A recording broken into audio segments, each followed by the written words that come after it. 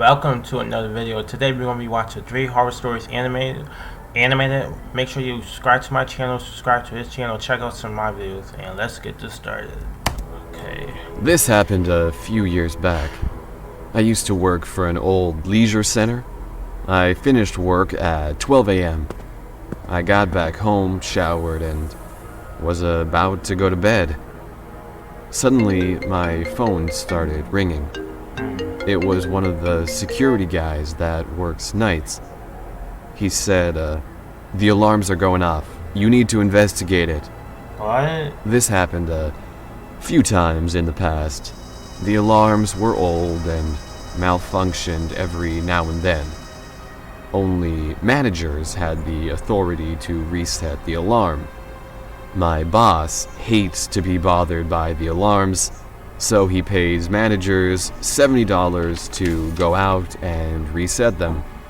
It's only 20 minutes of work, so I thought, why not? I'll go do it. I arrived at the building. First, I had to investigate the building to make sure nothing out of the ordinary was going on. First, I turned off the alarms because they were obnoxiously loud. Yeah. Next, I began to walk around and check all the rooms. Before I made it to the staff room, I heard this massive crash. I froze in fear. The staff room door in front of me suddenly swung open. A massive man walked out. I'm 6'2", and this person, I'm not exaggerating, was at least 7 feet tall. We exchanged views with each other. The man just stared at me and didn't move a muscle. You got a gun on you? Nowhere, he let out a massive roar and started to chase me around the building. I was so frightened and full of adrenaline that I ran out of the building. Oh, he was There was a trash bin behind the building. I quickly jumped inside and immediately called the police. Run! When I heard the police sirens, a feeling of relief flowed through me. The police never did find the man. The very next day, I quit my job there. Okay. I was an architecture student in Metro Manila when this story happened. I had already graduated, but I still remember this story clear as day. For our midterm project one year, we were given the topic of morgues. We were required to have an ocular visit before creating our own design. My classmates and I went to different hospitals with a request letter from the architecture department. However, our request was declined by the hospitals, informing us that we need more paperwork before our request can be approved. I knew that preparing all that paperwork would take so much time, which I couldn't afford. Some of my classmates had already left the hospital, while 2 of my friends and I, Dwen and Joy, stayed to try and find a way into the morgue. We were eager to get the data and photos we needed in order to start our project as soon as possible. So, naturally, we found a way to sneak ourselves into the morgue, although we were soon to pay the price of this desperate action. We were standing in front of a locked morgue door when we saw a man crying next to 2 medical personnel. They didn't seem to notice that we were outsiders, probably because we were wearing surgical masks and our school uniforms. We all looked at each other and decided to just act natural. One of the medical personnel unlocked the door and I asked if we could enter. Without hesitation, he said, "Yeah, of course." As soon as he opened the door, I saw a body covered in a white cloth lying on a gurney. He moved the white cloth from the face of the corpse, revealing the person's old and pale face. He asked the man in tears if he could identify the body. The man answered that he was his relative. I felt so sad for the man. While they kept talking, my friend and I observed the place and took pictures of the spaces. The morgue was absolutely filthy and unkempt. The white tiles were turning yellow and the hospital equipment was randomly scattered around, with the metal materials all covered with rust. Drops of water were falling eerily out of the faucet by the sink. We observed further and made our way into a dark corner of the morgue. Then all of the lights suddenly went out, and the door to the morgue slammed shut and locked us all inside. We all started freaking out immediately. No. We are locked inside of a dark, rundown morgue with an exposed corpse lying right beside us. The reality of the situation hit us when Dwen started to pound on the door, shouting and calling for one of the medical personnel to open it. Joy followed after her, pounding on the door as well. You got your phone All on we you? could hear was shallow moaning sounds in the background. We had no idea where they were coming from. I was literally about to piss myself out of fear. Thank God, after a few minutes the door opened, and the medical personnel let us out. They were so confused as to how we even got inside. They thought we were interns and asked what we're doing, but in short, we were busted. Luckily, they were kind enough not to tell on us. Joy and I had to accompany Dwen on her way home since she was still in utter shock. We talked about what it would have been like if we'd been locked inside that morgue the whole night. Just the thought of that was too much for us to bear. We all learned our lesson after this encounter. Never try to sneak your way into a morgue without permission. You might find yourself spending a night in a room full of dead corpses. Play War Thunder now.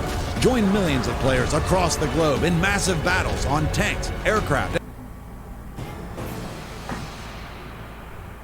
That is the dumbest thing to do. My name is Henry. I'm from a small town in Iowa. I live in an area where fishing and outdoor activities are really popular. On this particular day, I decided to go catfishing with my friend Connor. We planned to fish at our local campground at around 10 p.m. that evening. The reason we went out so late is because the fishing is much better then. We arrived at the campgrounds and everything seemed normal. We found a good spot by the lake and casted out our lines.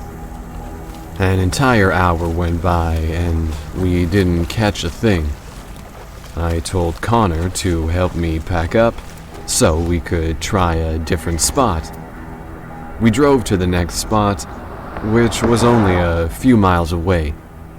Once we got there, I could see another group in the distance down the road. Connor and I didn't really think much of this and figured they must be a fishing or a camping group. There was a small dock that led out to the lake. We set up to fish at the end of the dock. We started fishing and got in our zone. Before we knew it, it was around 12 a.m.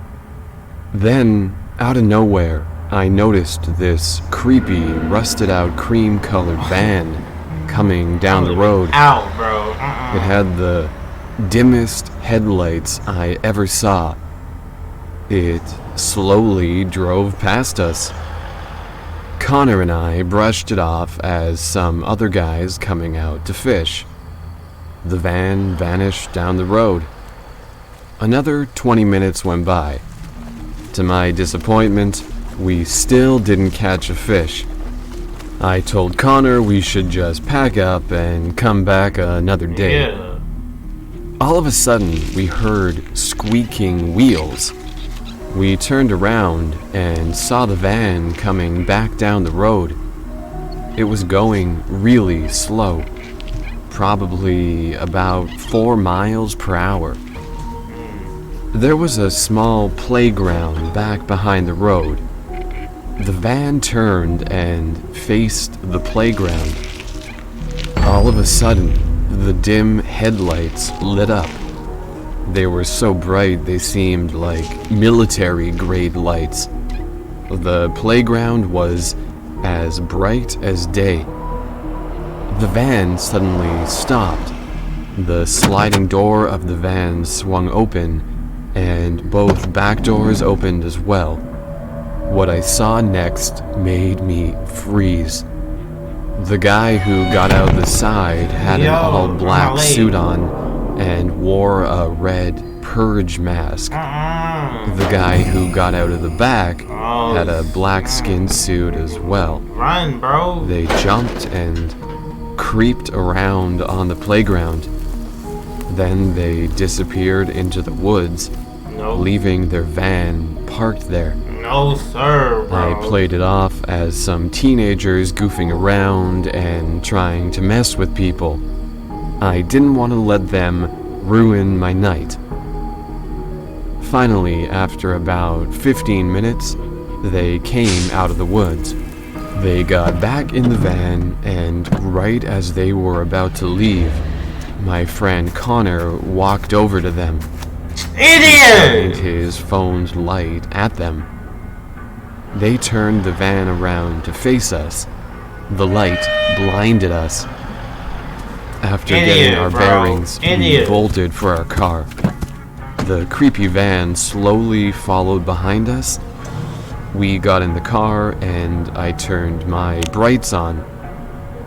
What I saw next scares me to this day. Idiot, bro. I saw 5 guys, all dressed in clown outfits, and they all had purge masks on. Run them They over, were bro. waving at us to come over. I started honking my horn and sped off in the other direction, passing the van. I don't know what would have happened to us if we had stayed.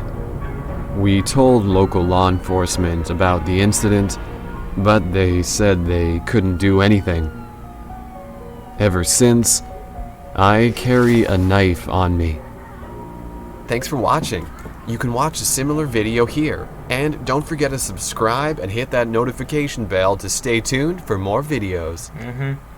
If you enjoyed this video, make sure you subscribe, check out some of my other videos, and I'll see you next time. Peace.